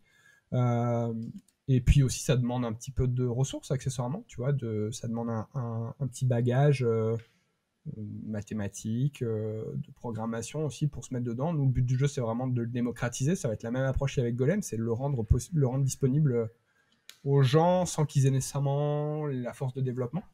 Mais oui, je pense qu'on est un petit peu... C'est conservateur. Nous, on l'a vu aussi quand on est arrivé sur le marché, c'est-à-dire qu'on a montré une techno, ça marchait bien, les gens disent c'est cool, c'est super, mais en fait, ils te l'achètent pas à la fin. Ils préfèrent tout faire à la main, quoi, et ils galèrent à le faire à la main. Et en fait, tant que tu n'as pas fait tes preuves, eh ben, les gens ne t'achètent pas, mais si les gens ne t'achètent pas, tu fais pas tes preuves. Donc à un moment, faut... Donc c'est pour ça qu'on a eu de la chance. Ouais, on a eu de la chance aussi quand Game of Thrones nous est tombé sur le coin du nez. Tu vois, on avait fait Astérix. Les shots, ils sont hyper compliqués dans Astérix. On les a montrés à des studios américains. Ils ont fait, ouais, c'est cool, mais Astérix, quoi. Et puis on a fait quelques plans dans la saison 3 de Game of Thrones. C'était des plans, mais pas tout nuls. Si, tout nuls, on peut... Non, mais je veux dire, pas compliqués, quoi. Ils sont pas tout nuls, ils sont jolis, hein, mais pas compliqués. Enfin, les comportements étaient bien moins compliqués que dans Astérix. Et les gens ont vu ça, ont fait, ah, vous avez fait Game of Thrones. Ah bah ok, c'est bon, vas-y, viens, on l'achète, quoi. Mais oui, mais et ce qu'on a montré avant. Donc les gens sont frileux. Je pense que c'est vraiment ça. Et pourtant, tu vois, le logiciel, il coûte, je sais pas, je crois que ça coûte 5 000 €, Golem. 5 000 €, si tu rapportes ça sur un salaire de quelqu'un, le temps que ça te fait gagner, c'est quand même pas un gros risque que tu prends au sein d'un studio, avec ton budget, d'acheter une licence à 5 000 €. C'est pas non plus... t'es pas en train de t'ouvrir les veines, quoi. Par contre, on veut bien mettre un ingénieur pendant 1 mois et demi à développer un système de full interne qui sait faire que un Souka. Et si tu y réfléchis, ça t'a coûté aussi cher que d'acheter la licence. Mais voilà, c'est quelque chose qu'on va maîtriser. Le fait qu'on ait un ingénieur en interne, on sait dans quelle direction il va. Et donc, frilosité, je pense, mais oui, c'est aux développeurs de logiciels de venir changer la donne, doucement mais sûrement. Et puis ils ont besoin de confiance, de voir des projets en fait qui leur parlent, qui sont gros, et c'est là où tu trouves des fois que ça n'a pas vraiment de sens, parce que techniquement ça pouvait être un peu en dessous de ce que vous aviez déjà fait, mais l'image de marque qu'il y a derrière... C'est nos meilleurs clients après, hein. C'est ceux qui ont passé 1 mois et demi à développer un truc, qui se rendent compte que c'est hyper compliqué à faire, parce qu'au rendu, en plus à la fin, ils se retrouvent à... Les images, ça met tellement longtemps à rendre. Après, ils viennent nous voir et nous font, bon, alors on a essayé, finalement, globalement, on va pas pouvoir y arriver, donc voilà, vous c'est votre métier, vous faites ça depuis 10 ans, on va vous faire confiance. Bah ouais, les gars. Mais c'est les meilleurs, c'est comme ça que t'apprends, quoi. Et c'est vrai qu'après, c'est un métier où, globalement, les marges sont faibles aussi. Quand il y a de la concurrence, tout le monde tire les prix vers le bas, donc tu essayes d'optimiser tes coûts. Et c'est vrai que la prise de risque ne fait pas partie de l'optimisation de coûts. C'est pas compatible. Non. Mais sauf que, comme tu dis, après, ils savent peut-être un peu plus apprécier votre solution et à quel point ça leur facilite la vie et leur permettre de faire des shots qu'ils n'auraient pas pu faire en interne, même en mettant beaucoup de monde dessus. C'est vrai. Il faut évangéliser les gens aussi. Ouais. Est-ce que tu crois pas qu'il y a aussi un biais de ça va foutre tout le monde au chômage, ou en tout cas la masse salariale sera un peu moins importante parce que le machine learning va tous nous remplacer? Je vulgarise le trait, mais c'est un peu volontaire. Mon point de vue, en tout cas, les aspects qu'on essaye d'avoir, nous, c'est vraiment de retirer le travail embêtant. C'est les chantiers qu'on regarde et puis les choses dont on parle avec les studios aujourd'hui, c'est vraiment essayer d'enlever tout ce qui est embêtant dans notre vie de tous les jours. Donc le travail rébarbatif, vraiment le supprimer. Le machine learning, il n'a pas la capacité, comme je disais, en fait, il n'a pas la capacité de faire 100% aujourd'hui. L'état des recherches fait qu'on approxime des choses, mais il ne sait pas faire 100% du résultat, et surtout, il n'est pas créatif, en fait. Alors, bon, il y a des exemples, il y a toujours des grosses boîtes, Nvidia ou IBM, qui veulent te montrer que c'est créatif, mais si tu regardes vraiment comment ça a été entraîné à la base, c'est pas créatif, c'est que ça se repose sur de la création d'autres gens, ça a appris de la création d'autres gens. Donc j'appelle pas ça de la création, ça duplique en fait, ça fait ça duplique de manière non linéaire quelque chose. Donc aujourd'hui, remplacer un animateur, c'est pas possible. Mais par contre, lui avancer le travail, c'est possible. Et moi, les animateurs à qui j'ai parlé, si je leur dis demain 50% de ton boulot est remplacé, ça veut pas dire qu'il bosse 50% de moins, ça veut dire qu'il peut se consacrer 50% de plus de son temps à achever sa vision. Parce que finalement, en fait, t'accélères jamais vraiment. C'est que si t'accélères le workflow de quelqu'un, à la fin, il va continuer à bosser le même temps dessus, parce que t'as toujours le même argent qui est disponible, mais c'est juste que tu vas aller plus loin dans la qualité de ce que tu rends. Et c'est ça aussi, on s'en rendu compte en faisant des outils de simulation, c'est que tu dis, bah, tu gagnes de l'argent. Mais en fait, non, tu gagnes pas de l'argent, tu gagnes de la qualité. Parce qu'à la fin, tu vas passer le même temps sur ton shot, mais c'est juste qu'il va être beaucoup plus beau. Un shot, il est jamais terminé, en fait. On pourrait toujours pinailler sur un truc à gauche, à C'est droite, vrai. une animation.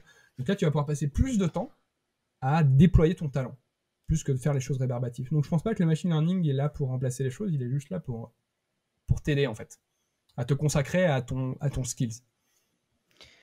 Est-ce que ça peut, parce que tu prends beaucoup l'exemple des animateurs, est-ce que pour autant ça peut créer des nouveaux métiers, ce machine learning appliqué à l'industrie C'est une super question. Je sais pas. En fait, pour être tout à fait honnête, nous on est arrivé avec une idée d'avoir des meilleures déformations. Et Ouais. puis tu montres ça à des studios, ils te disent ah mais oui mais attends moi j'ai ce problème là, est-ce que ça pourrait marcher? Tu y réfléchis, tu dis oui. Et en fait, on a identifié 4-5 problèmes comme ça. Et à chaque fois qu'on parle à quelqu'un, on identifie un nouveau truc qu'on pourrait peut-être aider avec du machine learning. Donc probablement que il y aura des nouveaux métiers de gens peut-être un petit peu calés sur le sujet qui pourront aider les studios en interne à accélérer certains de leurs process comme ça. On voit ça aujourd'hui chez Weta, chez Framestore, chez Digital Domain. Ils ont des gens qui sont des machine learning spécialistes. On voit arriver des départements de R&D. Alors les départements de R&D, tu vois, ils sont en train de diminuer parce qu'aujourd'hui on a plein de logiciels sur étagère qui résolvent les problèmes de faire de la fourrure, faire du vêtement. Tu n'as plus besoin d'avoir des énormes équipes de R&D, donc doucement ça diminue. Mais tu vois arriver maintenant ces nouveaux profils de gens qui sont là pour trouver des solutions à des problèmes de productivité. Donc on a des gens qui sont des cadors du machine learning qui débarquent dans ces studios-là et qui connaissent rien à la 3D hein, et qui apprennent, ils voient, ils raisonnent en termes de data, hein, ils voient ce qui rentre, ce qui sort. Ok, est-ce qu'on peut mettre du machine learning? Oui, non. Est-ce que c'est efficace? Oui, non. Et go. Donc peut-être ça. Des métiers créatifs, c'est une bonne question. J'y ai pas réfléchi encore. Probablement qu'on va en voir. Probablement. Mais comme tu le dis bien, je trouve, et c'est là où ça peut peut-être, enfin redescendre certains ou apaiser un petit peu certaines peurs, le machine learning appliqué à l'industrie, ça peut être un gros outil de productivité. Mm. C'est-à-dire, ce temps qui est humain, et qui est un peu répétitif sur des tâches qui n'ont aucune valeur, un peu comme un hack C'est de ça. productivité ou un outil de productivité beaucoup plus lambda sur, je sais pas, notre ordinateur, mais pas le logiciel 3D. Ça peut être ce plus qui nous permet d'accélérer et qui nous dégage du temps derrière pour pousser beaucoup plus loin la qualité. C'est ça, c'est exactement, c'est le bon mot, c'est t'as plus besoin de faire ce travail qui n'apporte pas de valeur ajoutée. C'est exactement ça. T'as Sony par exemple qui avait fait une publi à SIGGRAPH l'année dernière sur toutes les inclines qu'il y a dans Spider-Man. Donc tu sais, quand le perso bouge dans le Spider-Man Multiverse, t'as tous ces traits d'encre sur le personnage. C'est fou, hein, qui apporte ce style-là. Évidemment que t'as pas envie d'avoir un artiste ou une batterie d'artistes qui place ces inclines toute seule. Donc ils ont fait comme je t'ai raconté, c'est-à-dire ils ont 20 secondes d'un animateur qui place les inclines sur une séquence, ils apprennent, et le reste du film a été généré. 80% des inclines ont été générés grâce à ça, et puis tu as l'animateur qui replace les lignes des 80%, qui fait quelques retakes, puis il réinjecte ça le jour d'après, et chaque jour, le modèle converge un peu plus. Et c'est clairement pas un métier à valeur ajoutée. T'as pas envie de faire ça, t'as pas envie d'être un animateur qui anime les inclines. C'est amusant de le faire sur les 20 premières secondes, mais après tu veux pas le faire, donc c'est ça. Tout ce qui n'a pas de valeur ajoutée, c'est des bons candidats, clairement. Et puis ça peut permettre soit de produire un peu plus vite, soit d'avoir des films de meilleure qualité. Et Ouais, normalement, tout le monde est un peu gagnant sur toute la ligne pour continuer à s'éclater, mais peut-être arrêter de faire des jobs un peu à la con ou passer c'est ça. beaucoup d'heures pour pas L'abrutissement, ouais. grand-chose. Peut-être l'une des dernières questions, et après on va s'amuser à conclure cet épisode. C'est pour quand alors Jurassic Park? Ah, mais si seulement je savais. Le... Je sais pas, ils en refont d'autres ou pas? Oui, je pense bien. Pour être très honnête, je suis pas une grande fan de Jurassic Park. Ouais, non, je Je les ai comprends, pas bien tous sûr. Même vus, pas le mais premier. Quand même, le premier, c'est quand même un bel exemple de storytelling et tout. Il y a tout dans ce film. Mais ok. Je sais pas. Pour quand c'est prévu, j'imagine qu'il doit y en avoir d'autres. Mais en fait, le dernier réalisateur qui est passé dessus, c'était un réalisateur espagnol qui bosse beaucoup avec un de nos studios clients. Donc on a toujours cet espoir que ça passe. Il est en train de faire, j'ai oublié son nom, il s'appelle Bayona ou un truc. Oui, c'est ça, Bayona. Et il réalise les épisodes de la série, les 2 premiers épisodes de la série du Seigneur des Anneaux de Amazon. Donc on se dit voilà, ça aussi, tu vois, il y a des trucs comme ça, genre Star Wars, le Seigneur des Anneaux, Jurassic Park, c'est des achievements qu'on aimerait bien avoir. Donc on se dit voilà, peut-être qu'on pourrait avoir quelque chose dans Seigneur des Anneaux, ce serait cool. Et ce serait quoi d'autres récompenses comme ça qui t'ont vraiment, à titre perso, rendu heureux et éclaté en te disant waouh, enfin jamais en lançant cette aventure, j'aurais cru que, je sais pas, on aurait fait telle ou telle chose, ou on aurait gagné tel ou tel Mm. prix. Ouais, il y en a plein. En fait, je me dis, je devrais faire un cahier avec des achievements, des checkbox à checker. Ouais. Bon, déjà, on a fait je suis pas un fan des Marvel, mais on a fait des Marvel, c'était dans la liste. Euh, J'adore un studio qui s'appelle Blur Studio à Los Angeles. J'ai rêvé devant ce studio quand j'étais môme. Aujourd'hui, c'est nos clients, ils font des cinématiques de ouf avec Golem et on est tellement contents. Très récemment, on a fait Camelot et on est tous des très grands fans chez Golem de Camelot et on a plein de shots et on a même notre logo générique de Camelot. Waouh. On a contribué voilà, à l'univers de Camelot. Je suis un grand fan d'Harry Potter aussi, j'ai grandi. Donc on a contribué aux Animaux Fantastiques. Donc tu vois, il y a des checkbox comme ça. Et attends, j'ai un... Bon, désolé, ça va pas parler aux gens qui écoutent le podcast, mais j'ai ce très joli objet au-dessus de mon bureau aussi. Donc ça aussi, c'est un achievement de fou qu'on n'aurait pas... j'aurais pas pensé aller à Vegas, aller chercher un Emmy Award et en avoir un sur mon bureau avec mon nom dessus, quoi. Donc ouais, ça fait partie de ces belles histoires. À un moment, c'est vrai que c'est hyper gratifiant en fait. Bon, tu vends à des clients, tu fais des gros projets, et puis tu as envie de passer au step suivant et d'être reconnu par tes pairs. Là, en l'occurrence, le Emmy, c'est un Emmy technologique où on te dit, tu as changé la manière de faire les effets, enfin, grâce à ce que tu fais, tu as changé la manière de faire des effets spéciaux pour la télévision. Et on te dit, bah voilà, tes pairs, ils ont décidé que voilà, Golem, ça a changé la manière de faire des effets spéciaux. Et tu dis, bah, on est à Rennes, on est une boîte de 6 et on a changé la manière de faire des effets spéciaux, c'est cool. Donc, prochaine étape, moi je veux un Oscar. On a un César technique, on a un Emmy technique, maintenant je veux un Oscar technique. C'est bon, ça y est, on peut nous le donner maintenant, ça fait 10 ans qu'on fait ça. Ça allait être ma question, mais c'est bien. Tu t'assumes tes ambitions et tes Ouais, rêves. oui. Non, aucun souci avec ça. Non, c'est ce qui drive la motivation aussi, de faire un Star Wars, de faire un Jurassic Park, d'être meilleur tous les jours, quoi. Mais en tout cas, c'est une belle histoire et je suis très contente que tu en parles aussi librement et que tu sois aussi très transparent sur tous ces checkbox que vous avez cochés. Mais en même temps, il en reste plein à cocher et on sent encore le petit Nicolas qui a envie de faire ses films et qui n'a pas encore bossé dessus et pour lequel tu es encore vachement excité de pouvoir développer cet outil et de révolutionner un peu cette industrie et de pousser encore plus loin la techno. Et il y a encore beaucoup de boulot à faire, même si vous avez déjà fait un golem qui tire la route. L'histoire, elle est sans fin, un petit peu. Ouais, elle est sans fin. Et je pense qu'il faut ça pour driver aussi ta motivation de tous les jours. Après, on s'amuse beaucoup à faire de la techno et à aider nos clients et tout, mais c'est toujours super d'avoir un nouvel achievement, une nouvelle étape. Tu as franchi un nouveau step dans ton développement et que tu es arrivé à aller attaquer un studio que jamais tu aurais pensé aller. Un film dont tu adores la propriété intellectuelle et tout ça. Donc, je pense qu'il faut ça encore. Tu vois, ça fait 10 ans qu'on fait ça et moi, je suis pas lassé. J'ai encore plein d'idées. J'ai encore envie de faire plein de trucs. Je pense que c'est important d'avoir cette espèce de ligne de mire, en tout cas. Puis tant que tu as une ligne de mire, tu auras des idées, tu resteras motivé, et puis c'est aussi communicatif. Donc, ce sera votre moteur pour encore essayer de repousser et vous challenger et pousser le logiciel encore plus loin. Donc, c'est trop chouette et il y a de belles années encore devant vous, je pense. Je te le souhaite. On va conclure ensemble l'épisode si tu veux bien. Ouais, allons-y. Je sais qu'il y en a certains qui sont très bons élèves et qui préparent les réponses au préalable, mais on va voir si, si tu les as préparées. J'ai écouté les podcasts, donc je me souviens des questions un peu classiques, mais je ne les ai pas particulièrement préparées, mais on va voir. Alors, qui aimerais-tu entendre sur des futurs épisodes? Comme tu l'as compris, c'est des artistes, mais aussi des profils tech. Tu es très libre.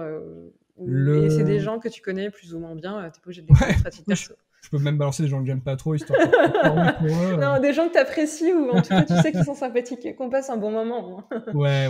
Alors, je me disais, j'ai plusieurs idées, hein, tu feras du tri. Ça, j'ai préparé pour le coup parce que j'appréhendais un peu cette question. Peut-être montrer l'autre aspect du métier donc tu vois, là j'ai parlé de simulation de foule et les patterns qu'on voit. Parler à quelqu'un qui est sur le terrain et qui fait des shots et qui va pouvoir répondre un petit peu à ce que j'ai dit sur l'automatisation, le contrôle et les features qui marchent et qui marchent pas. Il y a William Boban qui est superviseur à Method Studio. William, je l'ai rencontré, il était étudiant à ISART. J'ai fait un cours, je fais des cours tous les ans à ISART. Et il a trouvé ça chouette. Et puis, il en a fait sa carrière. Il est passé chez Fortiche, chez Micros Animation. Et là, il est superviseur chez Method et il fait plein de projets de fou. Et c'est le gars le plus gentil de la Terre. Je m'étais dit aussi, peut-être aussi parler à quelqu'un qui est du côté studio du développement. C'est-à-dire que moi, je te parle en tant qu'éditeur de logiciels avec des problématiques de clients, de release, des problématiques d'équipe de développement aussi. Donc il y en a de moins en moins en fait des gens dans les studios qui font du dev, mais en Angleterre il y a Fanny Chaléon qui est chez One of Us, elle est passée chez Framestore aussi, elle a développé leur système de Fur si je me souviens bien. Ou tu peux parler aussi à Xavier Beck chez Illumination, hein, qui est le head of R&D, qui même parle aux deux en fait, je pense que les deux sont intéressants. Et alors sans rapport particulièrement avec aujourd'hui, je pense qu'il y a beaucoup de gens qui aimeraient aussi entendre Margot Durand-Rival, qui est chez les Android Associés. Et je pense que c'est quelque chose que tu n'as pas trop abordé encore dans tes podcasts. En fait, les Android Associés, ils font de la prévise. Donc, ils aident, tu vois, à trouver la vision du réalisateur avant un tournage. Et Margot, elle est passée chez The Fourth Floor. Et elle a monté les Android Associés. Elle parle très bien de son métier avec beaucoup de passion aussi. Elle est oui, absolument passionnante, on pourrait l'écouter pendant des heures. Donc voilà, ça c'était les idées que j'avais. Trop cool. Bah écoute, c'est des bonnes idées et ça reste pour le coup des terrains qui n'ont pas encore été explorés, donc qu'il faut encore défricher. C'était ça le but, ouais. Bah, c'est une très bonne idée pour encore envoyer le podcast plus loin et élargir les horizons, et ça reste le but, avoir un horizon le plus large possible pour aussi apprendre chacun et s'éclater à découvrir d'autres parcours et une autre vision de notre métier alors que tout le monde est un peu dans la même industrie, donc plutôt chouette. C'est vrai. Merci beaucoup.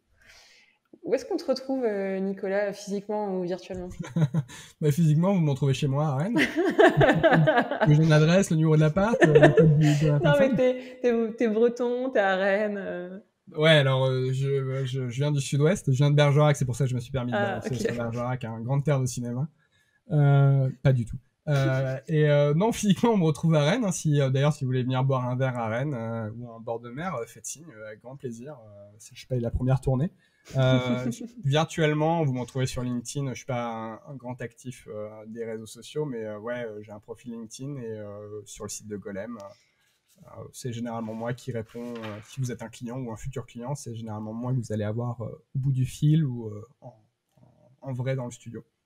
J'ai pas rebondi tout à l'heure, mais est-ce qu'il y aura une suite au Golem Academy? Est-ce que ça va se pérenniser ou est-ce que c'était juste un one-shot et vous savez pas encore quand est-ce qu'il y en aura d'autres? On aimerait qu'il y en ait d'autres. C'est beaucoup d'énergie en fait, hein, de parler pendant 4 fois 4 heures et d'aider les gens à résoudre leurs problèmes au fur et à mesure. J'interviens dans les écoles aussi, donc ça prend un peu de mon temps. Oui, nous on veut évangéliser les gens en fait parce que tu vois, même sur une promo, t'arrives à en avoir un, genre comme William par exemple, et ben ça t'ouvre plein d'opportunités partout en fait. C'est que William, dès qu'il arrive dans un studio ou n'importe quel artiste, il va dire ah bah oui, vous avez de la foule, moi je sais utiliser Golem. Et en fait c'est un investissement qu'on fait à moyen terme qui est hyper intéressant pour nous, qui nous coûte pas très cher en plus. Du coup qui est super. Donc oui, c'est prévu, là on l'a fait il y a pas très longtemps, les vidéos sont sur internet, donc vous pouvez toujours regarder les vidéos, c'est juste que vous n'aurez pas les reviews à la fin et vous n'avez pas besoin de soumettre le projet, mais on aimerait bien faire ça une fois par an.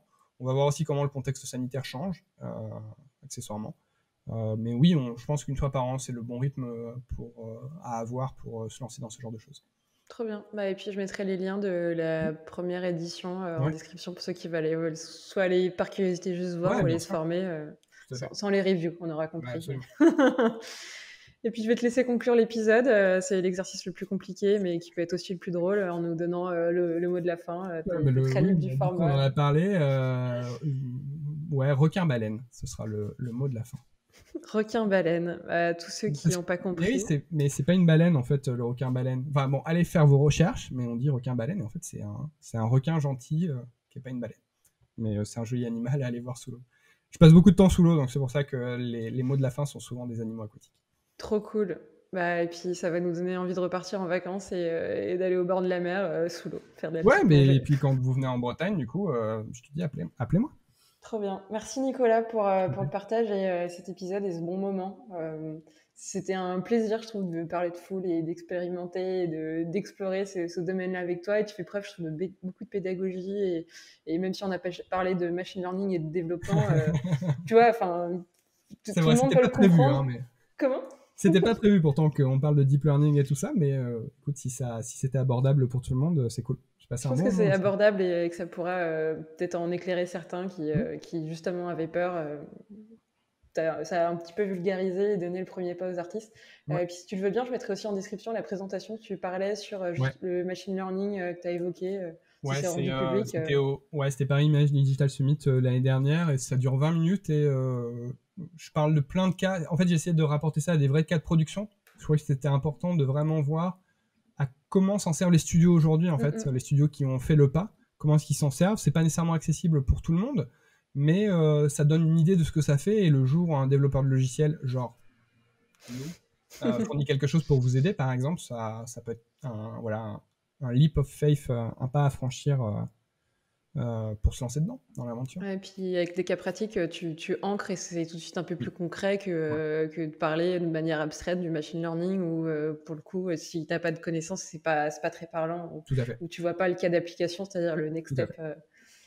Et c'est vrai que du coup, si on regarde, c'est aussi un bon thermomètre en fait de regarder la recherche.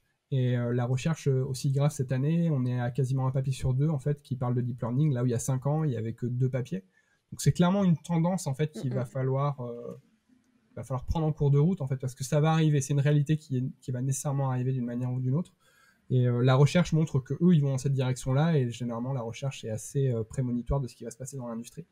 Donc ouais, je pense que c'est le bon moment en fait pour s'y pencher, pour se poser la question, pour y réfléchir. Il n'y a pas encore beaucoup d'outils disponibles. Il y a Nuke qui a quelque chose de vraiment très chouette dans son framework, mais ça va arriver en fait, donc il faut juste s'y préparer un peu.